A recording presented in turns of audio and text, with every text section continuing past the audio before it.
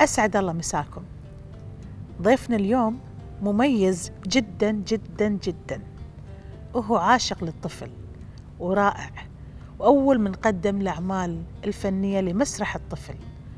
وهو مؤلف، وهو مخرج، وهو إنسان رائع، جسد الكثير من الأعمال الكوميدية والتراجيدية بالنسبة للمسرح والتلفزيون والإذاعة، ومثل الكويت خير تمثيل. صعب إني أتكلم عنه لأنه بصراحة كل هالكلمات ما توفي بحقه. خليكم ويانا.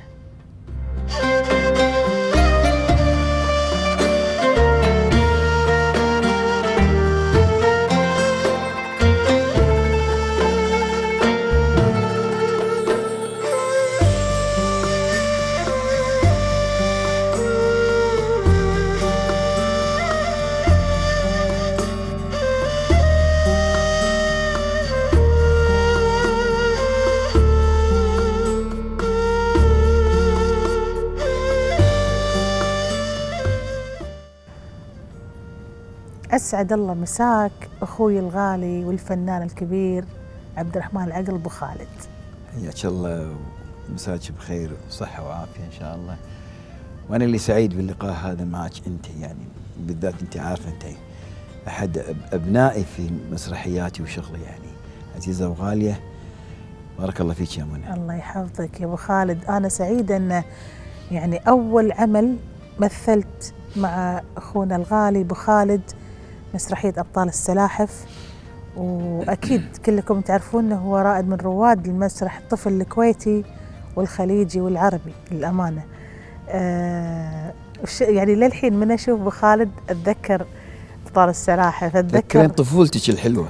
الله، للحين أتذكر الألحان الجميلة في أبطال السلاحف. يوم كنت أقول يا رب يا راد يوسف على يعقوب، رد لي أبوي أمي وأخوي، قلبي أنا يا رب ذايب عليهم ذوب. وبكيتي الناس على المسرح. الله.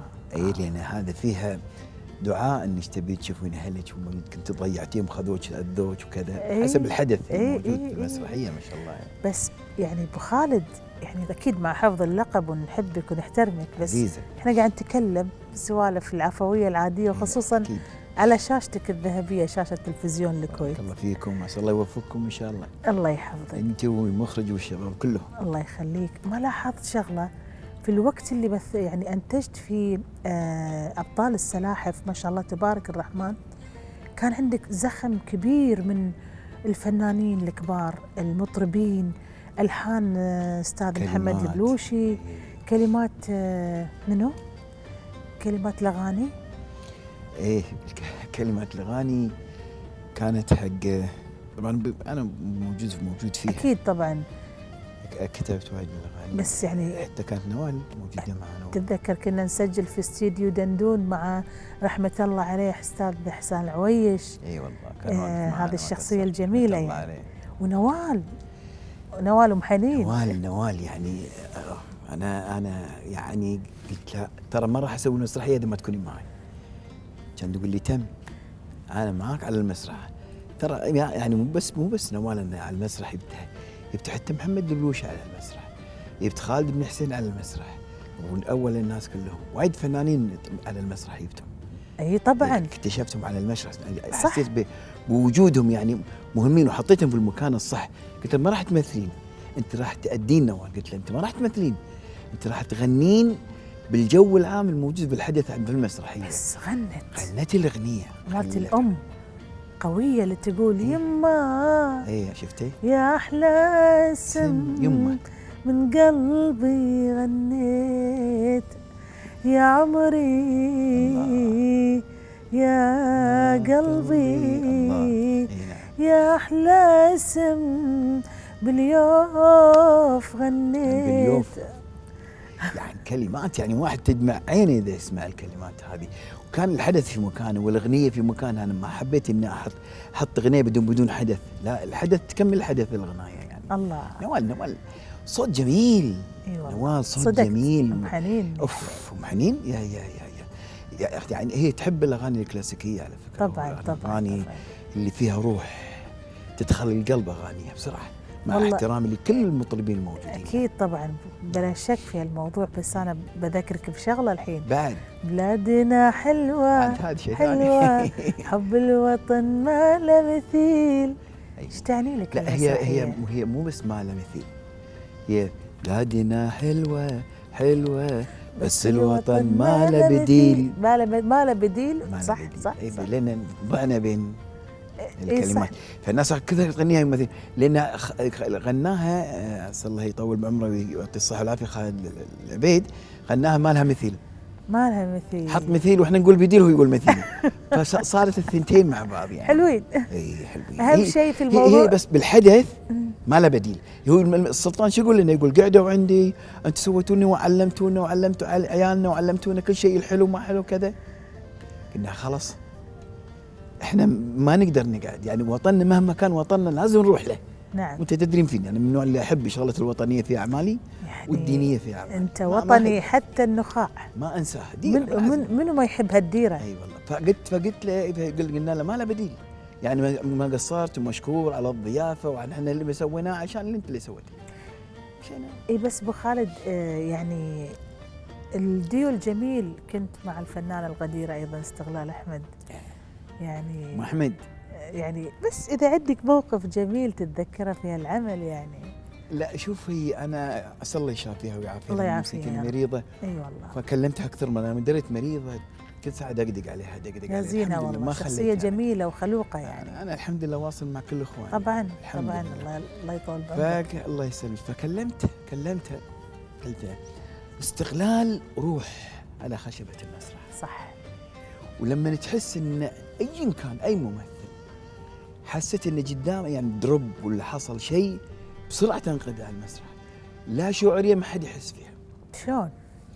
يعني مثلا حصل مثلا نسيان حوار، ايه خصوصا بالمسرحيه اللي انا معها، هي مثلت معي اكثر من مسرحيه. ايه جسوم ومشيري بالجيش وجسوم ومشيري وغيره المسرحيات الجميله يعني. كثير استغلال. فلما تحسين ان اللي قدامها في وايد فنانين يعني من لا شعوريا يعني ينسى حواره، ينسى طريقه وينسى الاسلوب اللي بيقدم، تعطي باص حلو يعني. اي بالضبط. هي تنقذ طبعا بسرعه تدش يعني كثير. يعني مره هم سويت كذي حدث حصل لي معاها وكان اطمر حوار، ولو ما يصير اطمر الحوار لان الحوار هذا حدث لازم يعني لازم ينقال على اساس نقدر نكمل القصه. وبطلع عشان تقول لي تعال نادتني قلت اقول تعال ابيك. لا انا ابيك لين ما نسوي هالشكل نسوي بالحوار المسرح. اي انزين اضافه من عندها. قلت صح هذه لا صح كلامك انت على حق. وكملت الحوار. كملنا. سبحان الله. هني قوه الممثل. صح. يعني انتباه الممثل، يعني اهتمام الممثل في نفسه وفي دوره. يعني لاعب مو بس لازم يصير جوكر. صح. لازم كل شيء يسوي ينقذ، يمثل، ينكت، يباصي، ما يدش على الممثل اللي قدامه. شفتي يعني عندي ابو حسين عملت معاه دويتو اكثر من عمل يعني. الاستاذ داود حسين. اي ابو حسين الله يحفظك ويحفظه ان شاء الله. نقدم له تحيه من القلب يعني حبيب يعني. انت حبيب انا سمير رفيج عيالي. ايه سمير رفيج عيالي الله يحفظه يعني.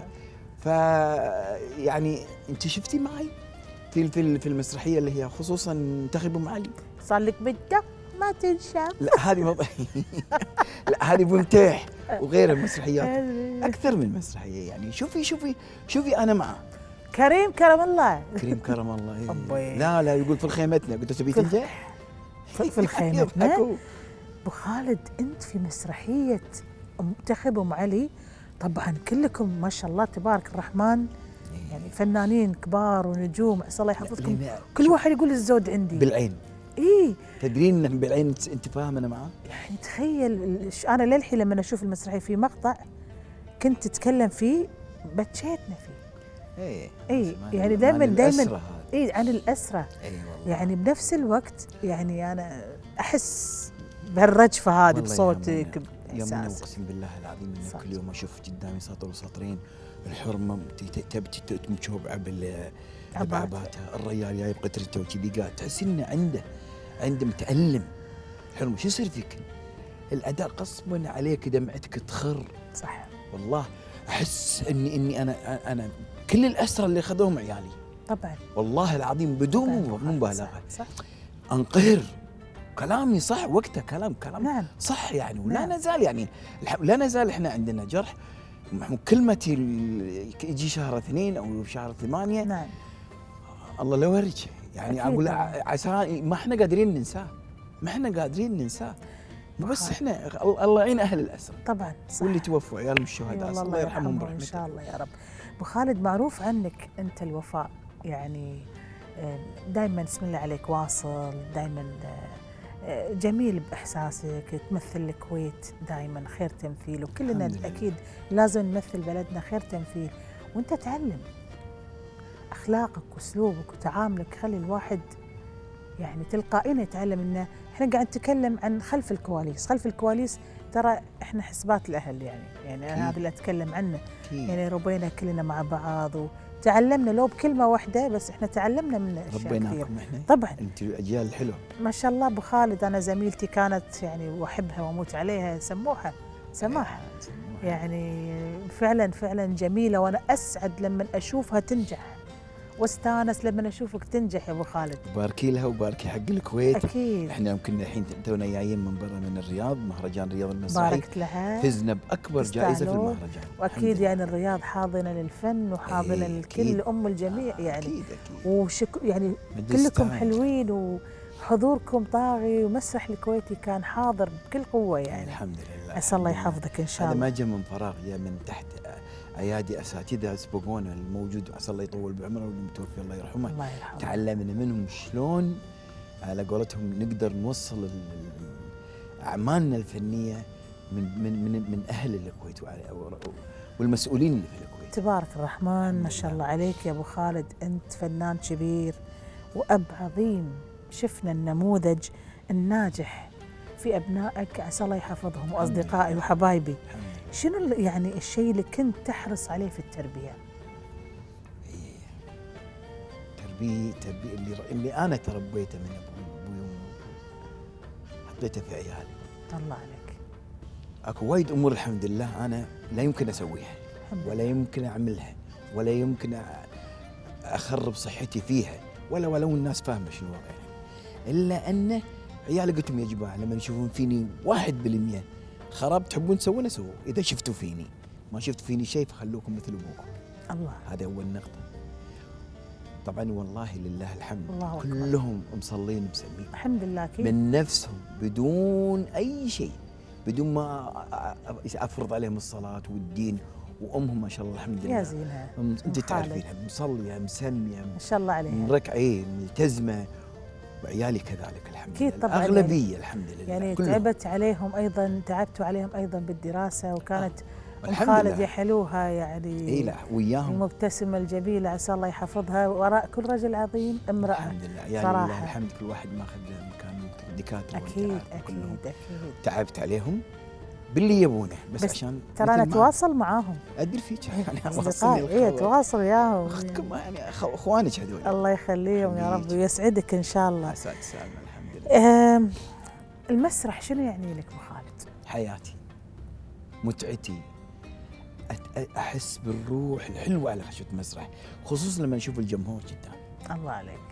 والله لما اشوف الجمهور متفاعل معاي احس اني انا واحد منهم، جزء منهم، يعني اخذ واعطي معهم، احب اعطيهم كثر ما عندي من طاقه، سواء كان كوميديا او ملاحظات مهمه للمجتمع الكويتي، موعظه صغيره يعني بس بقالب كوميديا اعطيهم اياه. اكيد عملنا كثير، والناس الحمد لله عارفه عاملين بصمات احنا فنيه في على خشبه المسرح، خصوصا المسرح هذا وغير المسرح، المسارح الثانيه كيفان يشهد لنا الحمد لله طبعا، الشاميه تشهد لنا، الدسمه تشهد لنا، كلهم سواء كان مسرح اطفال او مسرح كبار. من ايام رحمه الله عليه وقدم الروح الجنه محمد رشود اللي قدمنا مسرحيات لولاك، وبشت المدير، الكره مدوره، ابو متيح، غير مسرحيات كثيره عملنا. كثير من المسرحيات، حتى احمد جوهر رحمه الله عليه الله يرحمه. اشتغلت معاه اكثر من مسرحيه الله، بعد. مسرحيات من الحكومة جميل. بخاص أوه، أعمال جميلة اشتغل معها حتى اي والله يشهد لنا التاريخ. الناس الحمد لله الفنان الكويتي لا راح اي دوله خصوصا بالذات الخليجي، اي دوله خليجيه استقبل بذاك الاستقبال الجميل مو من فراغ، لانك انت عملت شيء يرفع راس بلدك. حتى الخليج ما دام احنا دوله واحده نعتبر نفسنا في الخليج، طبعا احنا رافعين راس كل دوله خليجيه. طبعا بالاضافه للفنانين، والحين الحمد لله شوف بالرياض بدا يطلع الفنان والفنانين، يطلعون فنانين كثير من بالرياض، أكيد. في عمان، في البحرين قاموا يطلعون فنانين، في قطر في فنانين موجودين. صح. خلاص صار الفنان الخليجي معروف في كل المهرجانات. بس يعني هذا شيء جميل أبو خالد. طبعاً. المسرح تحس الطفل أصعب ولا الكبار بصراحة؟ الطفل أصعب، الطفل دقيق، الطفل مسرح الطفل يدرس في الجامعات، صح في الجامعات يدرس، صح في الإلقاء، في الحوار، في التأليف، شلون تكتب ولمن تكتب، وشلون تكتب، على أي أساس تكتب، شنو الموضوع، هل تعمقه، هل تخليه سطحي، هل القرقة بدل ما تحط لك قرقة تحكي لا لا لا لا لا, لا, لا عشان المسرح يضيع منك الياهل، عشان تخليه يقعد يحط له أكشن خفيفة. دراسة أنا درست مسرح طفل، درست مسرح الطفل في الجامعة. صح. معك والله الله يرحمه اسمه الدكتور مبارك، علمنا منهج كامل عن الطفل. يا سلام والله يقول ولا احنا وين؟ قلت انا وين ومسرح الطفل ما عرفت هالاشياء هذه من الاول. وانا اللي علمني وكنت انا مدرس. نعم. انا مدرس في التربيه، موجه. نعم. وموجه في التربيه، ودخولي للتعليم المسرح والنشاط المدرسي في وزاره التربيه علمني اشياء كثيره. شلون انا اجذب الطفل؟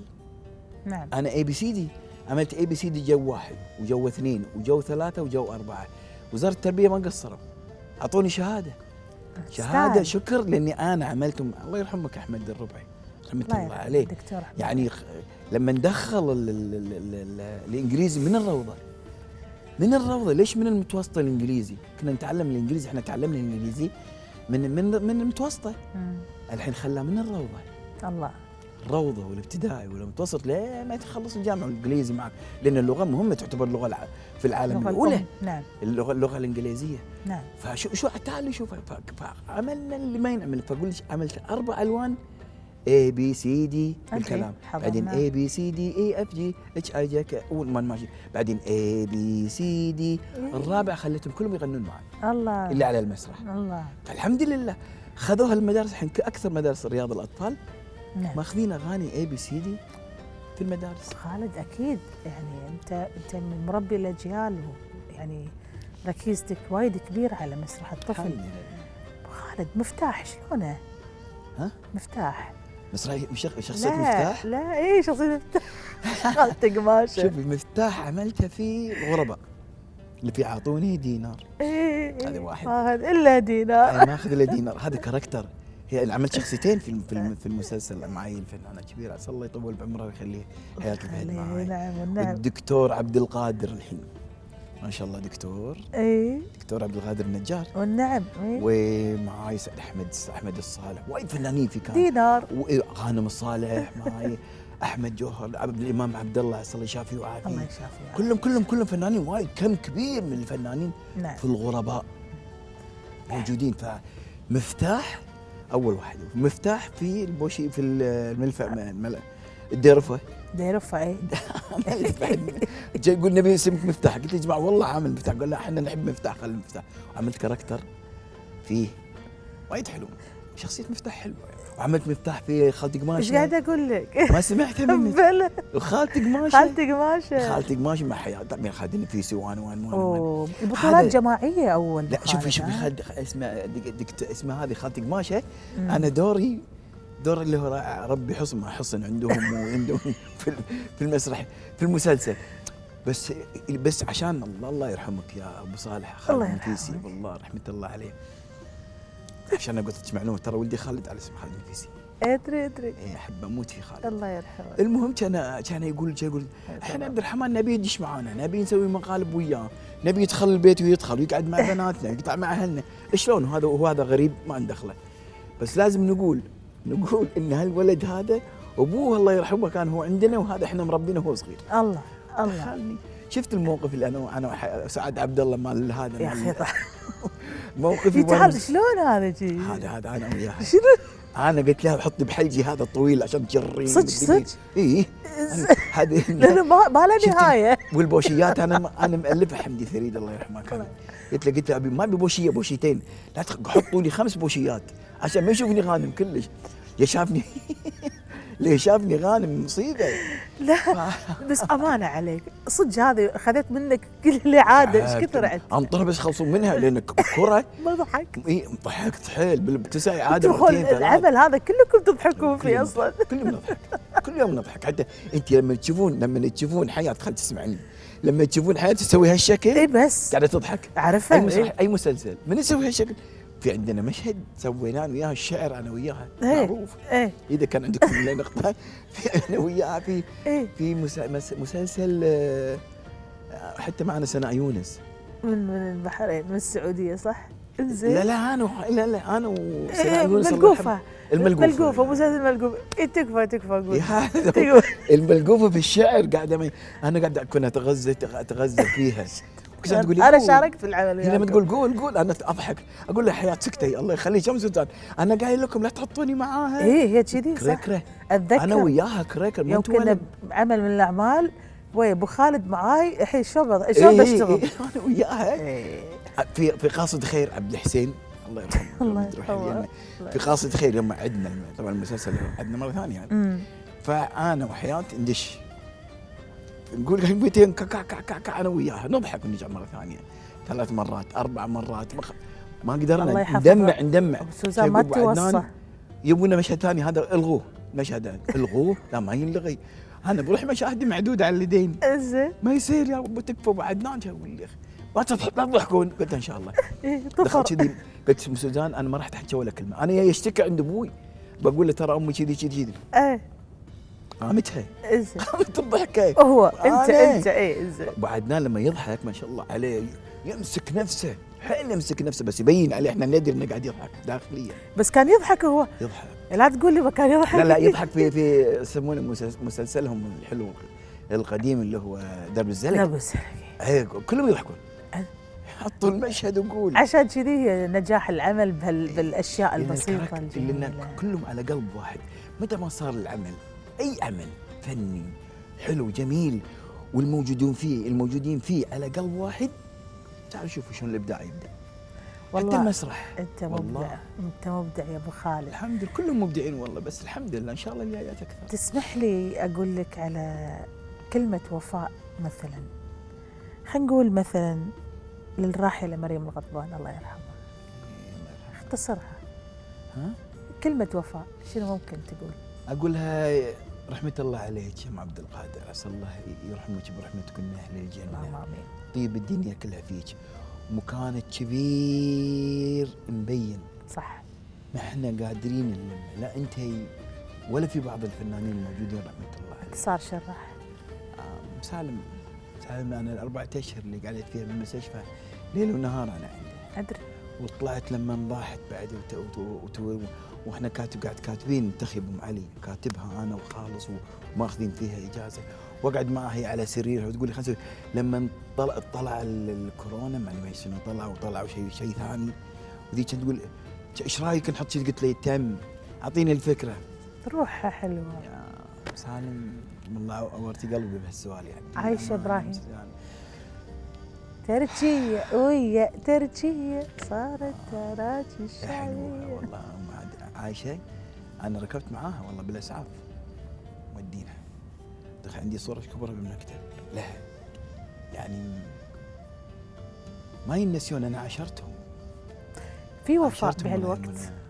في هالوقت في وفاء ممكن يكون في، ليش ما في وفاء يعني ما في وفاء اكثر من نقول والله انا في الوفاء لوطني، انا وفائي لعملي، وفائي لعيالي، وفائي للدنيا. لكن لما يصير في مناحر بين فنان ولا فنانه ولا فكر كذا، هذا المفروض احنا نصير مثل بعض الزملاء. انا شوف بعطيك مثال يعني. نعم. بعطيك مثال مثلا اخواننا الفنانين في مصر كذب اللي يقولش والله ما في زعل ما بيناتهم، كذب اللي يقولش والله ما في بيناتهم مشاكل ما مشاكل. لكن شوفي مقتصد لما الواحد يسالون عن الفنان الفلاني وهو مسوي معاه يشكرون فيه، يشكر فيه ويوصله لاخر الدنيا.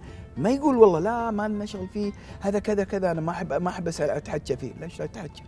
والله اتحكى في اعدائي مستعد. اذا كان يستاهل ليش اشوه؟ انا بالعكس انا مع هالامر. صح، انت ما تشوه فرد، انت تشوه فرد، تشوه مستقبل كامل من فنانين، الساحه الفنيه، وايد اشياء. ليش بيجي اليوم اللي تشتغل معاه. صح. حصل لي موقف هذا مع اكثر من زميل بدون ذكر اسمه يعني. نعم. حصل لي موقف معاه وصار في بيني وبينه اشكال اللي قد بعد هذا مستحيل راح يكلمني واكلمه. تمينا فتره بسيطه اشهر، والله العظيم كان ارفع التليفون واكلمه. ادري فيك، كلمته ما تخلي احد. قلت له انت طلبتني وقالوا لك لا؟ قال لا ما حد كلم. قلت له انا بشتغل معك وببلاش. شنو؟ قلت له ببلاش. قلت له عشان ارضيك. كان يقول له بس خلاص تم انا رضيت. اخو عزيز والحمد لله، واخذت حقي حتى ما قصر معه، اعطاني فلوسي يعني. خالد انت ما تخلي حد يزعل منك. لا الحمد لله. ولا تترك مجال، وبنفس الوقت دائما تصلح. يعني انت الميزه الجميله بعد اللي فيك انك دائما تصلح. عسى الله يحفظك. امين. ابو خالد، الواجب الوطني لكل فنان انه يحط الكويت بين عيونه. طبعا. والله يعني لا نسيء لوطننا في اعمالنا الفنيه، لا نسيء كثر ما تقدر. ما اقول لك والله ما تطلع سلبيات وايجابيات، لا، احط سلبيات وايجابيات بس بادب. صح، بادب. نعم. كثر ما تقدر، لانك انت اللي سئت لمجتمع معين، لمجتمعك في اي حدث من الحدث الدرامي، فانت تسيء لمجتمعك، تسيء لبلدك، فتحط الوطن بين عيونك في كل اعمالك. يا اخي ما عندك القدره انك انت تقول عن وطنك كذا وكذا وكذا بالشيء الجميل، قول شيء زي من عمل درامي باهت وجميل وخفيف. لكن لما تحط وطنك بين عيونك، لا والله اقدم افضل الاعمال، ويب افضل الفنانين طبعا. ويب احسن الكتاب، ويب احسن المخرجين، ويب الفنان المحترم اللي له كاريزمته حلوه والناس تحبه. غير هذا لا. خالد، لما انت تمثل الكويت خارج الكويت في اعمالك المسرحيه او في مهرجانات، وايضا في جوائزك اللي تبارك الرحمن اللي حصلت عليها، شنو شعورك؟ احس اني انا سويت شيء تمنيت كل الفنانين الكويت مثلي يصيرون يسووا مثلي. والله يعني ما بالغ يعني، لله الحمد. شعوري اتمنى يعني. انا اخذت في جائزه الحمد لله في مهرجان القاهره، كان معي نور الشريف ومعي هدى سلطان ومعي فنانين كبار، وانا كنت رايح بروح الكويت بسافر، كان يردني يوسف حموده. ارجع تعال انت اخذت جائزه. قلت له تضحك علي، بين هالام وهالاعمال الفخمه. انا عملت كاركتر في مسلسل اسمه هو في مسلسل انا وغانم صالح الله يرحمه، عملنا خوش مسلسل زارع الشر. زارع الشر يا الله، هذا عمل عليك. جميل، انا احبه. اتمنى تنزلون الكويت ينزلونه اليومين، احلى من المسلسلات الجميله، من الاعمال الجميله. صح، ان شاء الله ينزلونه مره ثانيه يسمعونه. زارع الشر عملت فيه اكثر من كاركتر، عملت كاركترات وامكانيات. اخذت فيه جائزه، اخذت انا ويا نور الشريف. تستاهل. اخذت الحمد شهاده ايش كبرها، و5000 جنيه اعطوني وقتها. كان جنيه يحج والله العظيم. 5000 جنيه توزعت زي دينار. توزعت ما اخذت منها، ما اخذ الا دينار. ما اخذ الا دينار والله. بس والله ما قصروا، وصعدت ووزير سلم علي بدله كاشخ. كرفته وبابيون. كفرته. كفرته ولا كرفته؟ كرفته. والحمد لله صعدت، وكان ارفعها كذي، صعد جائزتي الله شهادتي. قلت احنا موجودين في كل مهرجانات الكويت، والمهرجان وهذا المهرجان ترى نادر ما تحصل فيه جائزه. صح. لان والحلو في المهرجان هذا انه ما يحطون اكثرهم من البلد المشتركه. نعم، يجيبون ناس مميزه بعيدين عن الدول. اكيد طبعا. تاخذها بذراعك. ابو خالد، انت شخصيه جميله الحمد لله، ويعني القعده الخفيفه هذه استمتعنا وياك عبر الشاشه الذهبيه، شاشه تلفزيون الكويت اللي كلنا يعني طلعنا من هالشاشه هذه. شكرا لك، شكرا لوفائك، شكرا لتقديرك، شكرا لتمثيلك الرائع، شكرا لتوصيلك الرساله الجميله الايجابيه، شكرا لعطائك في كل شيء. ما ودي اخلص وياك الحلقه بامانه. واشكر كل الاصطاف اللي انتم نطرتوني وسويت معكم هذا اللقاء، واشكر تلفزيون الكويت على راسها، وزيرها جميل رائع. يوسف سيد عبد الرحمن، ووكيلها وكيل الاول محسن، والوكيل المساعد شؤون التلفزيون، وكل الاعلاميين في تلفزيون الكويت اللي طلع منهم عبد الرحمن وغير عبد الرحمن اللي ما طلعوا غير تلفزيون الكويت، ما فيها منه لو شكرتهم. طبعا اشكرهم من اليوم لباكر، من العمر كله يستاهلون، يستاهلون وزياده بعد. يعني ما قعدوا الا هم تعبانين، يعني قاعدين يرتبون لنا كل شيء. الجميله اللي قاعد تنزل هالايام هذه. نعم نعم من اروع ما يمكن. اكيد. وايدهم مع الفنان. اي والله صراحه ما حد مقصر، والكويت عمرها ما تقصر لا بعيالها ولا باي شيء، وعسى الله يحفظ هالديره اللي ما مثل هالديره، ويحفظك يا ابو خالد، ونقول يعطيك العافيه وشكرا لك. شكرا.